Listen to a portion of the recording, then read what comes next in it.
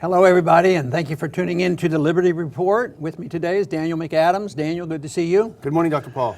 Well, the big news right now is will the government get shut down because those clowns in Congress can't find somebody to lead them? So are you worried that the government is going to close down? How soon will you miss them? I'm terrified. I'm stocking up right now on food and water. Well, I guess you've noticed the TVs, really, they're serious about this.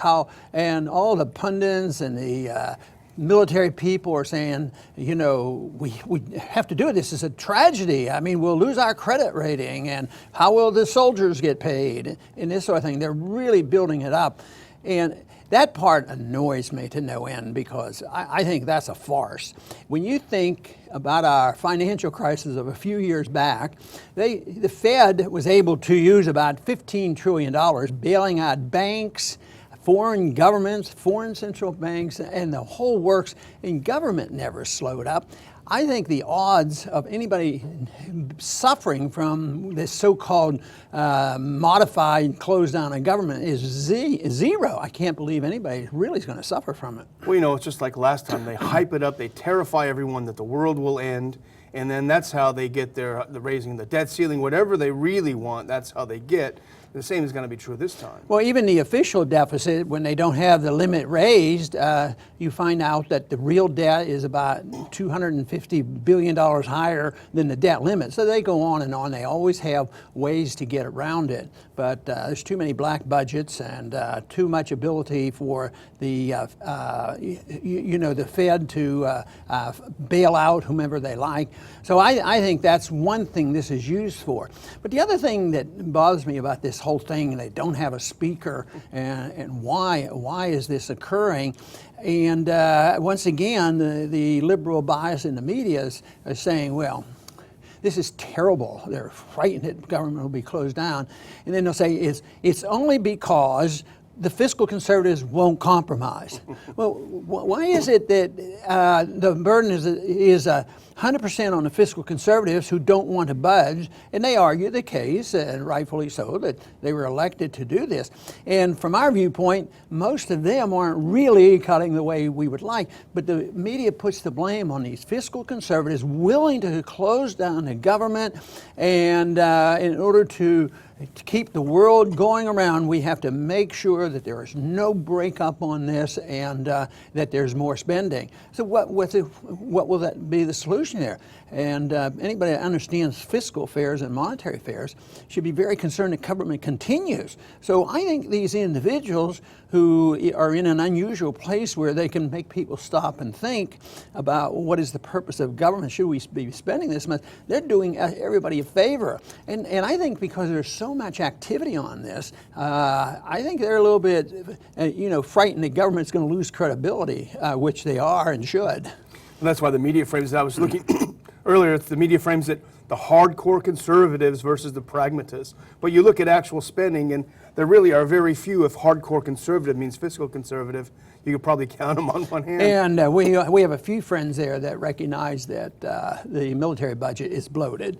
Yeah. But in this budget proposal, they want to get rid of the austerity, so-called austerity of sequestration. And they want to eliminate that. And Boehner and Pelosi wanted to do that. So that would mean more money spent in the military. And if we were serious that we have a spending problem, yes, there should be work to not compromise, but work together. Why shouldn't the fiscal conservatives work with some progressive Democrats and say, hey, look, why don't we start off by stopping building weapons like the F-35 or something?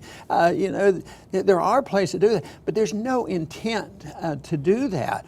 But I think that it's almost a smokescreen. It's serious, and there isn't a speaker, and they're fussing around. But that's sort of a smokescreen to hide, any effort to cut back on spending.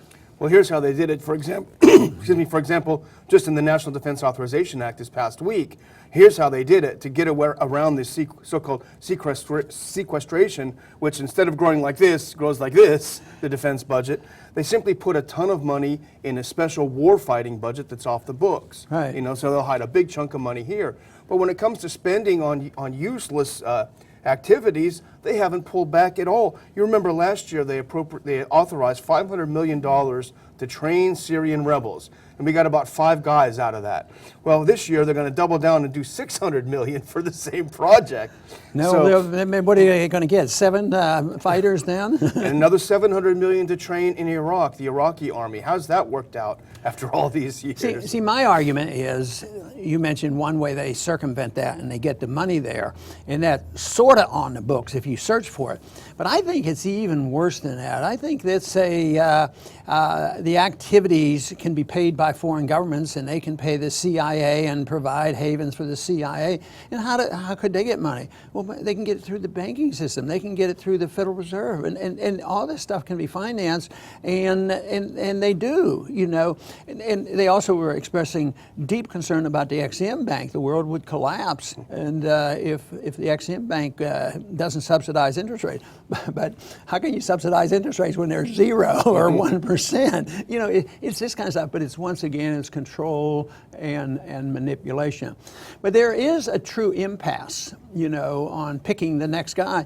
But I don't know if this is any more exciting or much different than I was there, you know, when Gingrich was booted, and he had a tough period of time there, and they finally agreed on a new speaker who lasted 1 day. He had some background problem, and you know, there's some rumors and insinuations that might be going on now, but I think it's even much deeper than that. I think the country knows, and many members of Congress knows, that they have to at least appease those who think that we have a financial crisis ahead and we should cut back, but there's no intent to do it. They don't really want to cut, but they're at an impasse. How do you satisfy the people who really want to cut and the people who don't want to cut, but they're not getting the support from the people? Because evidently, you know, 40 or 50 guys in there are standing up. If they weren't getting support, they wouldn't be in office, you know, and I think this is a result of at least a token effort by the Tea Party movement to cut back. But that's a different story than picking a guy to get up there and wave the wand and tell people what legislation they can look at. This is the big picture. They don't know how to manage it.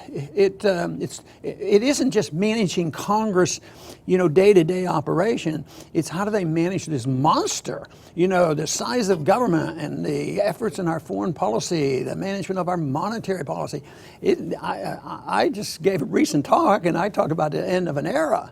And I think the era is ending. And this is sort of symbolic of the era ending, where they're at an impasse and they don't have a solution. So they narrow down, the media loves it, narrows it down.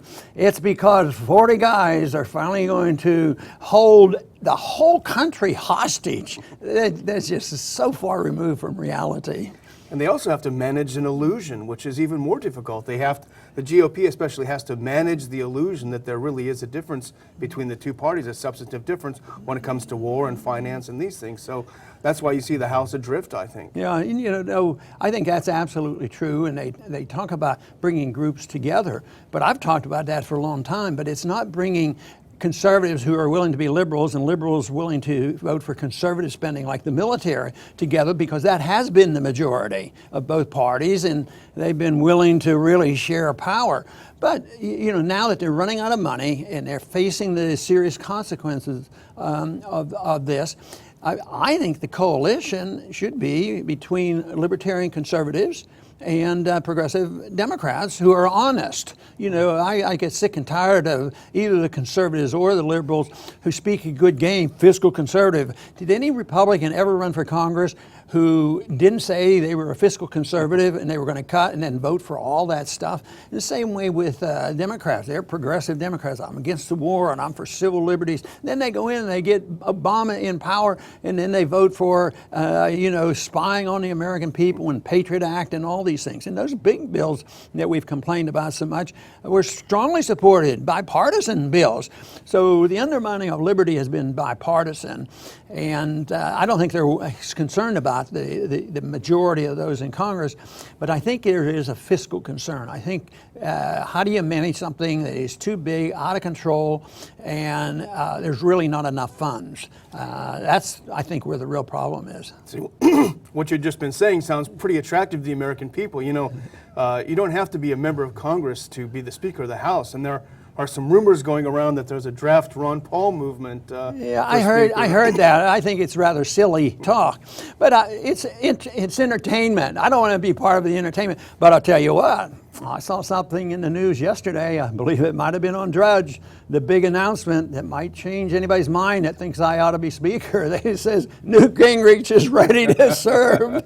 So, and people have short memories. They say, oh yeah, he must have been a good Speaker. We don't remember any problems he had. So, but somebody else suggested, well, Boehner, you know, it looks like we have to keep Boehner around. Nobody else can do the job. So they say, but he's going to resign. I said, that's okay. He won't be in Congress. He can be a member of Congress. I don't know if it ever gets that far where they get somebody out of outside of Congress. That would be interesting. But once again, that's a technical solution, picking and choosing on legislation. But you should be able to throw a monkey wrench in now and then. And I think the most important thing would be if people are serious and you had a nonpartisan person doing that, is be very generous on the votes.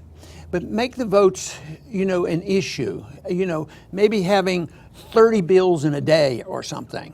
And they'll be short and to the point. It'd be sort of like how they try to sandwich these amendments in on the big bills and make them up and down votes. So a nonpartisan wouldn't be angling, how am I going to stick it to the other party? Mm-hmm. And they just think it's a disaster. You know, a party in Washington never wants to lose, the party in charge never wants to lose a significant vote on a passage. And they will keep it open. One night we were there until 3 in the morning. On that, blood on the floor. Yeah, on the prescription drug program, and finally they got it passed. They had to pass, and they weren't going to give up. So that's not going to be the ultimate solution. The ultimate solution for this problem that we face as a nation is for a new generation, including the remnant of those who believe in the free enterprise system and believe in the Constitution, is that what should the role of government be? Should it be that we should have this runaway welfare spending? Should it be that our government can snoop on us and spy on us and lie to us and put us in jail, though if we even hint of lying to the government, but the government's allowed to lie to us, put us into wars? And is that the purpose of a government in a free society? We have to first ask the question before we can get the answer. We do everything along the way, whether it's having good members in Congress or whether you prod and push the Speaker in certain ways, that all can be helpful. But ultimately, this problem cannot be solved until we ask the question. But the question will be asked because we're rushing toward that major collision with reality. Certainly in the monetary financial area, we can't allow this continuation of just printing money, and now the printing of money is done totally in secret and it's passed out in secret. So there's a lot that can be done. But when we ask the question, what should the role of government be? Very simply for me is get out of the way, protect liberty. Don't tell people how to run their lives, and don't tell people how to spend their money, and don't tell other countries how they ought to run their country. Our goal then should be to set a good standard to the point where others would look to us and want to emulate us. That, to me, would be a much better role for government. And we had hints of that in our early history, but we have forgotten about it. And the last 100 years has been very negative. I'm hoping that this next 100 years will do a lot better. I want to thank everybody for tuning in today to the Liberty Report, and please come back soon.